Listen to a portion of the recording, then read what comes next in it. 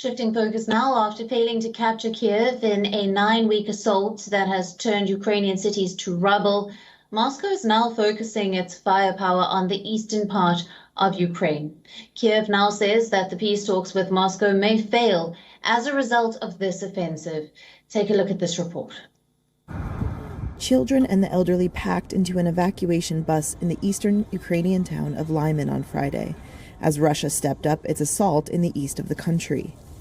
Ukraine acknowledged it was taking heavy losses in the continued attack, but said Russia's were even worse, as U.S. lawmakers pledged to move fast on a plan to send as much as $33 billion to help Kyiv continue fighting, a dramatic increase in involvement.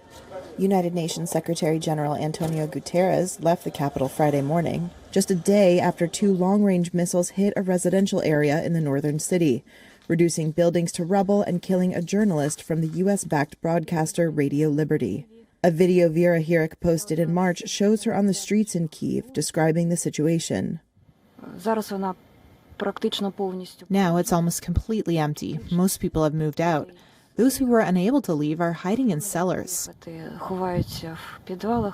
Though Russia is now concentrated on the 2 eastern provinces known as the Donbas, after having failed to take the capital, Kyiv's mayor Vitaly Klitschko reminded people at a media event Friday that the city is still a target. Kyiv's still a dangerous place, and Kyiv is still the target of Russians. Yes, of course, the capital of Ukraine is a goal, and they want to occupy it.